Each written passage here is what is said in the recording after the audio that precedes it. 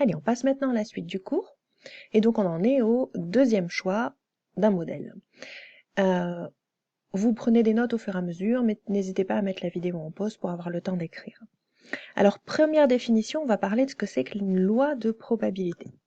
Donc, pour une expérience aléatoire, dans l'univers, c'est oméga égale, et là, j'ai listé les n issues possibles.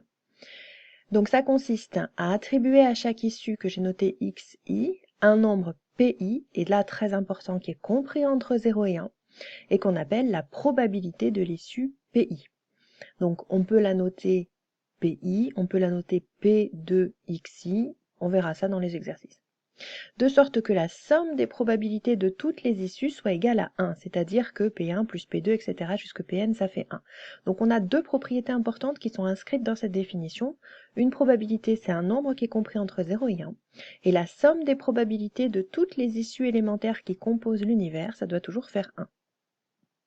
Alors des exemples. Une loi de probabilité repose sur le choix d'un modèle. On peut par exemple choisir un modèle selon lequel chaque issue a la même probabilité que les autres. C'est ce qu'on appelle une situation d'équiprobabilité, on en reparlera un peu plus loin dans la propriété 1. Par exemple, des situations que vous connaissez bien, si on lance un dé qu'on suppose bien équilibré par un dé truqué, on attribue à chaque issue la probabilité 1/6, on a une chance sur 6 d'obtenir chacune des faces. De la même façon, si on considère qu'on a la même probabilité pour chaque sexe à la naissance d'un enfant, on aura la probabilité d'avoir un garçon, c'est pareil que la probabilité d'avoir une fille, c'est 1/2 ou 0,5. Dans la même situation, la naissance d'un enfant, on peut par exemple choisir un modèle construit à partir de fréquences observées, pour un phénomène réel, bien sûr. Donc par exemple, les statistiques montrent qu'en France, on a 51% des naissances qui sont des garçons. Donc en fait, c'est pas à peu près une chance sur 2 d'avoir une fille ou un garçon. On a un petit peu plus de chances d'avoir un garçon qu'une fille à la naissance. Donc sur l'univers fille-garçon, les probabilités, ça serait probabilité d'avoir une fille 51%, donc 0,51, d'avoir un garçon, pardon, et probabilité d'avoir une fille 0,49, le complément à 1 de 0,51. Donc ici, on n'est plus en situation d'équiprobabilité. Alors justement, première propriété, qui est une propriété admise, on ne la démontre pas. Dans une situation d'équiprobabilité, si l'univers est composé de n issues, la probabilité de chaque issue est 1 sur n. On parlait un petit peu plus haut ici du lancer d'un dé bien équilibré, bien, il y a 6 issues, tous les nombres entiers de 1 à 6. La probabilité de chacune d'entre elles, c'est donc 1/6. Si on tire une carte dans un jeu de 32 cartes, eh bien la probabilité d'avoir n'importe laquelle de ces 32 cartes serait 1 sur 32. Un autre exemple. Donc on a une urne qui contient 50 boules numérotées de 1 à 50. Et on considère l'expérience aléatoire qui consiste à tirer une boule au hasard. L'univers, c'est donc oméga égale 1, 2 jusqu'à 50. Et si ces boules sont indiscernables au toucher, c'est-à-dire comme tous les jeux que vous voyez à la télé, si on plonge la main dans l'urne, on ne peut pas sentir les numéros par exemple sur les boules, on pourra attribuer à chacune des 50 issues la probabilité 1/50. On va passer maintenant partie exercice. Et on va commencer à chercher l'exercice 25. Donc on lance 2 dés non truqués à 6 faces et on s'intéresse au produit des deux nombres obtenus. On vous demande l'univers. Donc pour traiter cette question-là, repensez à ce qu'on a fait avec le dé tétraédrique, l'exercice qui était à faire pour aujourd'hui. Et ensuite, on va vous demander la probabilité d'obtenir 6, 16 ou bien 20. Vous mettez la vidéo en pause, vous cherchez les questions et ensuite vous regardez la correction.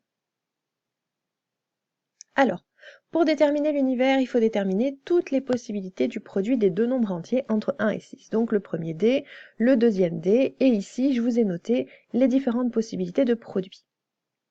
Donc j'ai listé tout ça pour noter l'univers avec tous les produits possibles entre accolades. Alors la probabilité d'obtenir 6, j'ai regardé partout dans le tableau et j'ai hachuré en vert tous les 6 que j'ai obtenus. Après, il faut savoir que j'ai 6 fois 6, ici 36 possibilités. 36 couples de deux nombres qui me donnent donc 36 produits. Donc il y en a au tableau, on en a trouvé 4, 1, 2, 3, 4, 6, donc 4 sur 36, un neuvième pour la probabilité d'obtenir 6. De la même façon, la probabilité d'obtenir 16, 16 en fait on l'obtient qu'une seule fois en ayant 4 et 4. Donc la probabilité d'obtenir 16, c'est 1 sur 36. Et pour finir, la probabilité d'obtenir 20, 20 on l'obtient que deux fois, soit en ayant 4 et 5, soit en ayant 5 et 4. Donc, on a comme probabilité 2 sur 36 que je simplifie en 1 sur 18. Une petite remarque avant de passer à l'exercice suivant, vous avez bien vu, les probabilités, ce sont ici des fractions. Bien sûr, ce sont des nombres qui sont compris entre 0 et 1. J'ai le droit de donner une écriture décimale à partir du moment où elle existe. Si la fraction que vous trouvez n'est pas un nombre décimal, c'est-à-dire qu'on ne peut pas l'écrire avec une virgule et un nombre fini de chiffres après la virgule, vous devez absolument garder la valeur exacte, sauf si on vous demande une valeur approchée. On va maintenant chercher l'exercice 44, page 311. On lance 3 fois de suite une pièce non truquée. Donc en général, quand on lance une pièce, on obtient pile ou face en fait. Non truqué, ça veut dire que la pièce est bien équilibrée, on a autant de chances d'obtenir pile que d'obtenir face. Première question, traduire cette situation par un arbre de dénombrement. Donc les arbres de dénombrement, c'est quelque chose que vous avez appris à utiliser en classe de 3e. Si vous vous en souvenez, vous mettez à la vidéo en pause et vous regardez la correction de cette première question. Sinon, regardez tout de suite la correction. Alors un arbre de dénombrement, ça ressemble à ça. Donc vous avez ce qu'on appelle des branches et vous avez ici 3 niveaux de résultats, 3 niveaux de branches dans cet arbre de dénombrement. Dénombrer en mathématiques, ça veut dire compter. Donc l'idée de l'arbre de dénombrement, c'est de déterminer toutes les issues possibles et d'être capable de les compter.